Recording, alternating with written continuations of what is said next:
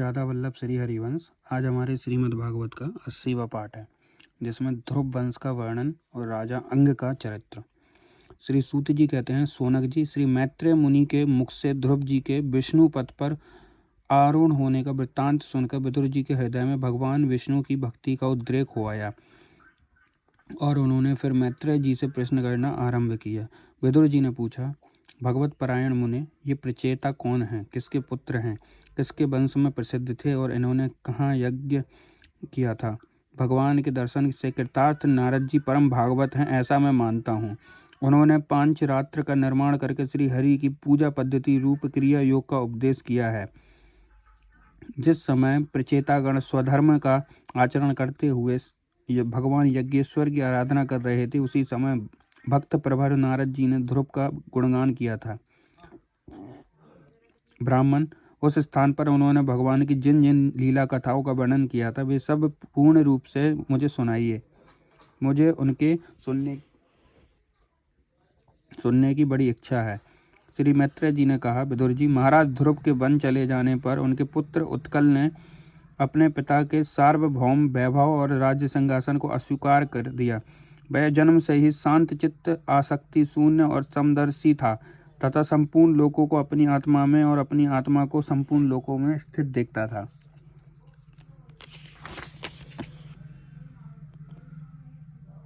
उसके अंतःकरण का वासना रूप मल अखंड योगाग्नि से भस्म हो गया था, इसलिए वह अपनी आत्मा को विशुद्ध बोध रस के साथ अभिन्न आनंदमय और सर्वत्र व्याप्त देखता था।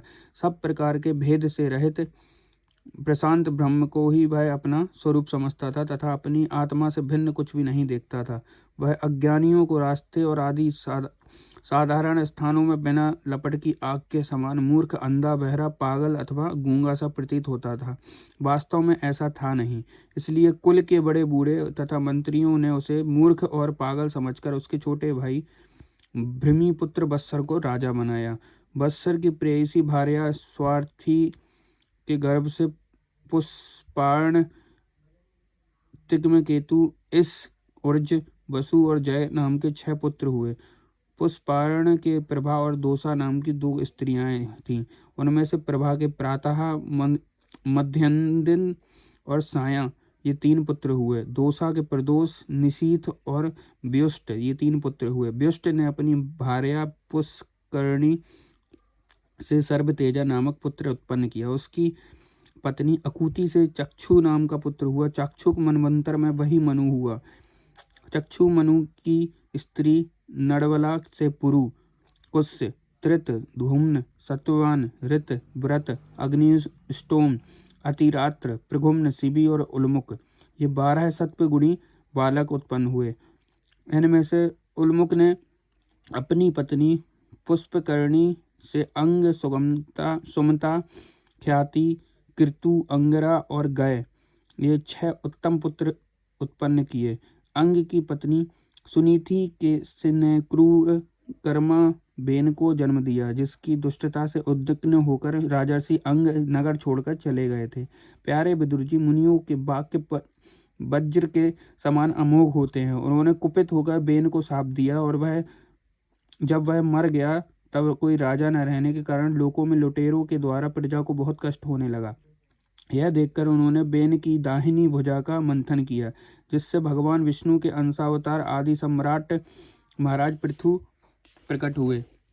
विदुर जी ने पूछा, ब्राह्मण, महाराज अंग तो बड़े शील संपन्न, साधु स्वभाव, ब्राह्मण भक्त और महात्मा थे।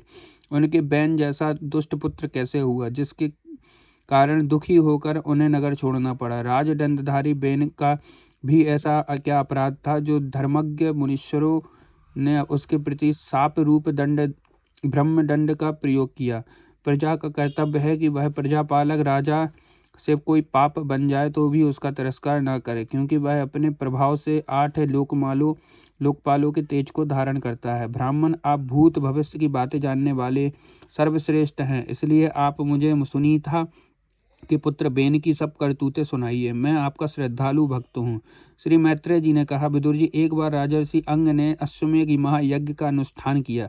उसमें वेदवादी ब्राह्मणों के आवाहन करने पर भी देवता लोग अपना भाग लेने नहीं आए। तब ऋतविजों ने विस्मित होकर यजमान अंग से कहा, राजन, हम आहुतियों के रूप में आपका जो घृत आदि पदार्थ हवन कर रहे हैं उसे देवता लोग स्वीकार नहीं करते। हम जानते हैं कि आपकी होम सामग्री दूषित नहीं है, आपने उसे बड़ी श्रद्धा से जुटाया है तथा वेद मंत्र भी किसी प्रकार बलहीन नहीं है, क्योंकि उनका प्रयोग करने वाले ऋत्विजगण याजकोचित सभी नियमों का पूर्णतः पालन करते हैं। हमें ऐसी कोई बात नहीं दिखती कि इस यज्ञ में देवताओं का किंचित भी तिरस्कार हुआ है।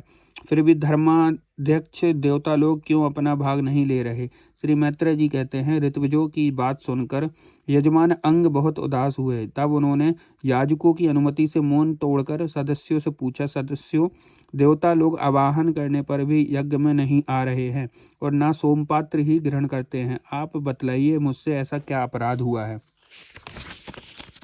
सदस्यों ने कहा, राजन, इस जन्म में तो आपसे तनिक भी अपराध नहीं हुआ। हाँ, पूर्व जन्म में का एक अपराध अवश्य है, जिसके कारण आप ऐसे सर्वगुण संपन्न होने पर भी पुत्रहीन हैं। आपका कल्याण हो, इसलिए पहले आप सुपुत्र प्राप्त करने का कोई उपाय कीजिए। यदि आप पुत्र की कामना से यज्ञ करेंगे तो भगवान यज्ञेश्वर आपको अवश्य पुत्र प्रदान करेंगे।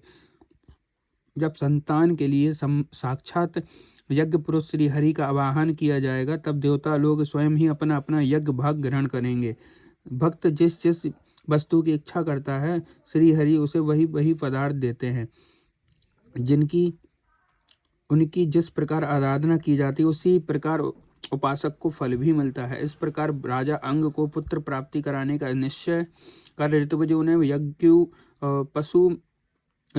पशु में यज्ञ रूप से रहने वाले श्री भगवान की पूजन के लिए पुरोडास नामक चरु समर्पण किया। अग्नि में आहुति डालते ही अग्नि कुंड से सोने के हार और शुभ्र वस्त्रों से विभूषित एक पुरुष प्रकट हुआ। वे एक स्वर्ण पात्र में सिद्ध खीर लिए हुए थे। उदार बुद्धि राजा अंग ने याजकों की अनुमति से अपनी अंजलि में वह खीर ले ली और उसे स्वयं सूंघकर प्रसन्नता पूर्वक अपनी पत्नी को दे दिया। पुत्रहीना रानी ने वह पुत्र दायिनी खीर खाकर अपने पति के सहवास से गर्भ धारण किया। उससे यथा समय उसके एक पुत्र हुआ। वह बालक बाल्यावस्था से ही अधर्म के वंश में उत्पन्न हुए अपने नाना मृत्यु का अनुगामी था। सुनीता मृत्यु की ही पुत्री थी, इसलिए वह भी अधार्मिक ही हुआ। वह दुष्ट बालक धनुष बाण चढ़ाकर वन में जाता और व्याधे के समान बेचारे भोले भाले हरणों को हत्या करता। उसे देखते ही पुरवासी लोग बेन आया कहकर पुकार उठते।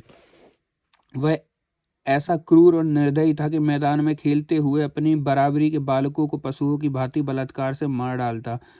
बेन की ऐसी दुष्ट प्रकृति देखकर महाराज अंग उससे तरह तरह से सुधारने की चेष्टा की, परंतु वे उसे सुमार्ग पर लाने में समर्थ न हुए। इससे उन्हें बड़ा ही दुख हुआ। वे मन ही मन कहने लगे, जिन गृहस्थों के पुत्र नहीं हैं उन्होंने अवश्य ही पूर्व जन्म में श्री हरि की आराधना की होगी। इसी से उन्हें कुपूत की करतूतों से होने वाले असह्य क्लेश नहीं सहने पड़ते।